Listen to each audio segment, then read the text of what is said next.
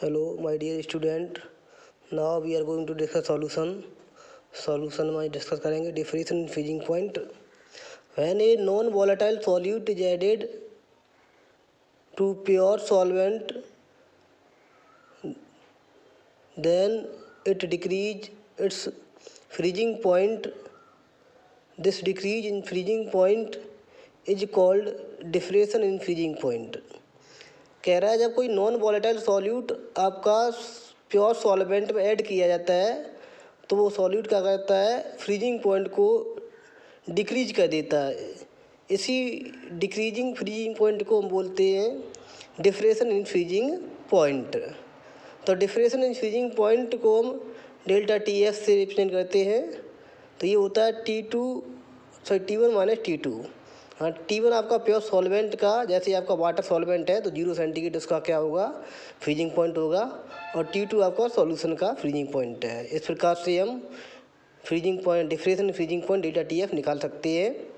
According to Raoult's law, according to Raoult's ने बताया है delta T F depression freezing point जो होता है वो मोललिटी के डायरेक्टली प्रोपोर्शनल होता है। तो यहाँ पर प्रोपोर्शनलिटी का साइन हटाएंगे तो के एफ कॉन्स्टेंट आ जाएगा, जिसको हम बोलते हैं मोलल डिफ्रेशन कांस्टेंट और क्रायोस्कोपिक कांस्टेंट बोलते हैं। तो T F delta T F is equal to K F into small M क्या है, मोललिटी ऑफ सॉल्यूशन। तो यहाँ पर क्या हमने किया, मोललिटी की वैल्यू रख दी गई है, तो ये फॉर्मूला बन जाएगा delta T F is equal to 1000 K F small W upon small M into capital W in ग्राम।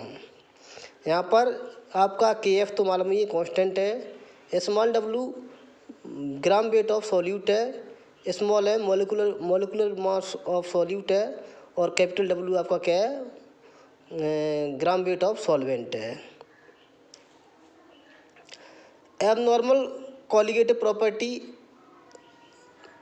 जैसे आपका फार्मूला होता है पाई इक्वल टू WmVST।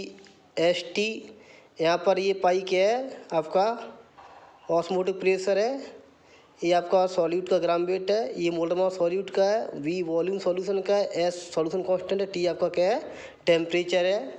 इसी प्रकार से आपके कुछ और फार्मूले भी हैं।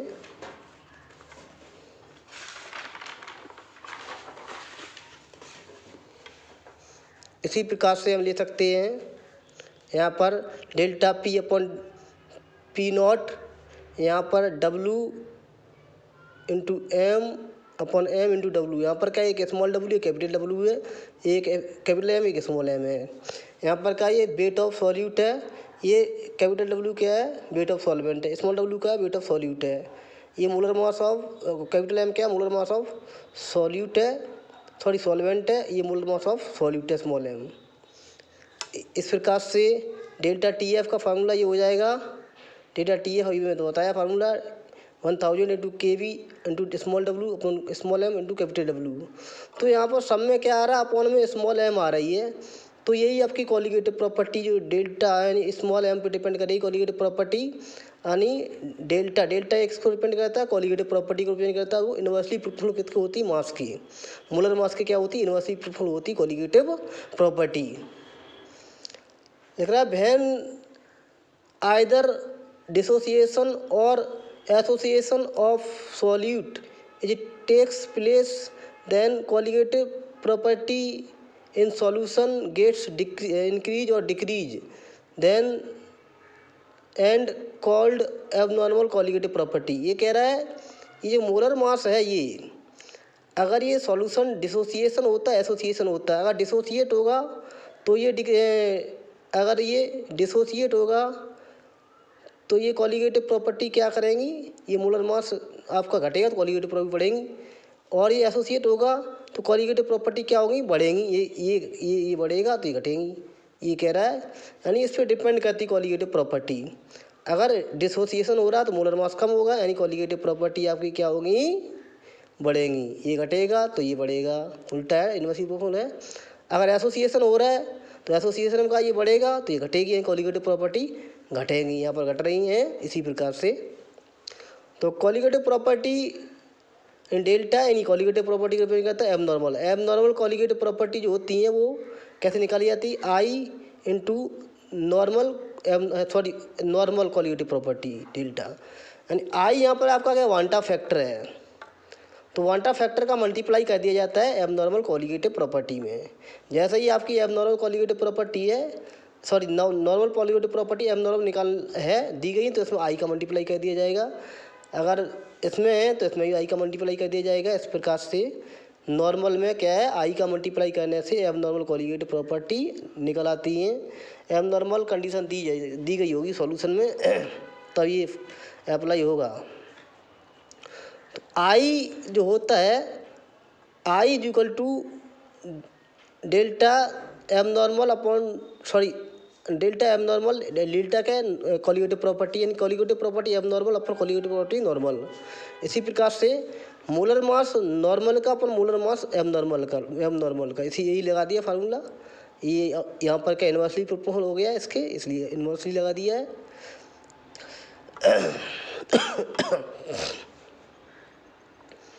आई आपका वांटा फैक्टर है, तो कैसे निकालते हैं, number of particle after dissociation और एसोसिएशन, यानी एसोसिएशन आफ्टर एसोसिएशन और डिसोसिएशन के बाद नंबर ऑफ पार्टिकल कितने हैं, और number of particle before dissociation और एसोसिएशन है, यानी बिफोर डिसोसिएशन एसोसिएशन के बाद कितने पार्टिकल बने हैं, उस प्रकार से ये वैल्यू पुट कर देंगे और निकल आएगा आई वांटा फैक्टर। ये कह रहा है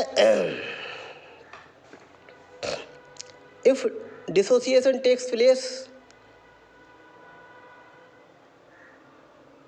इफ एसोसिएशन टेक्स प्लेस, और एसोसिएशन हो रहा तो क्या होगा, डिसोसिएशन हो रहा तो क्या होगा। Number 1 number of solid particle increase, और डिसोसिएशन होगा तो पार्टिकल बढ़ेंगे, एसोसिएशन होगा पार्टिकल घटेंगे। ये लिख रहा है number of solid particle decrease.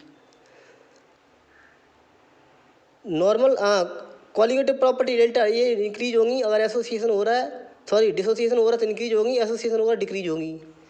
Molar mass कम होगा जब डिसोसिएशन होगा, और मोलर मास बढ़ेगा जब एसोसिएशन होगा। दो मिल जाएंगे या दो से अधिक मॉलिक्यूल मिल रहे हैं। यहाँ पर एक ही टूट रहा तो हुआ दो से अधिक में, तो यहाँ कम होगा यहाँ बढ़ेगा। आई आपका ग्रेटर देन होगा 1 पे, 1 ग्रेटर देन 1 होगा कम जब आपका डिसोसिएशन हो रहा है, और लेस देन 1 होगा कम जब आपका एसोसिएशन हो रहा है।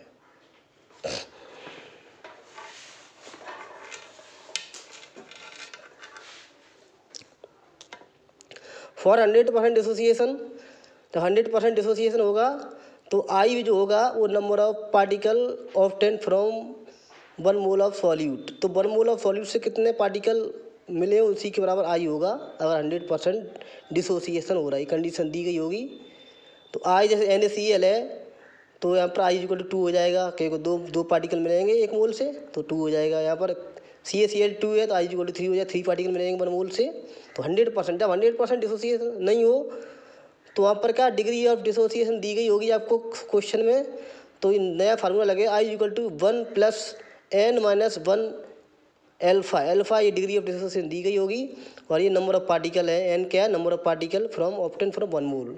जैसे आपका NaCl है, NaCl के लिए 2 होगा यहाँ पर, और CaCl2 के लिए यहाँ पर कितना होगा जाके 3 होगा। तो यहाँ पर डायरेक्ट ये लगा सकते हैं, अगर NaCl दिया है तो आई इक्वल टू 1 + अल्फा, और CaCl2 दिया है तो 1 + 2 अल्फा, एन की वैल्यू पुट कर देंगे निकल आएगा।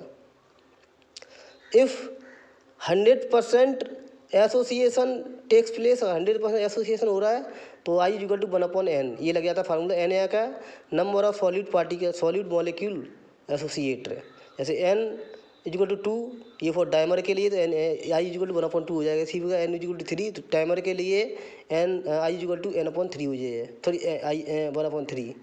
तो n क्या है number of particle associated. If 100% association not, 100% association ना हो उस कंडीशन में क्या होगा, उस कंडीशन में आपको डिग्री ऑफ डिसोसिएशन दिया गया हो क्वेश्चन में, तो नया फार्मूला लग जाएगा I equal to 1 - n-1 alpha upon n। ये फार्मूला अप्लाई कर देंगे। यहाँ पर अल्फा क्या डिग्री ऑफ एसोसिएशन है, n क्या number of particle obtain from 1 mole of solute. जैसे फॉर डायमर n बराबर 2 डायमीटर के लिए n बराबर 2 होता है, तो i equal to 1 minus 1/2 alpha ये लग जाएगा। Thank you for watching.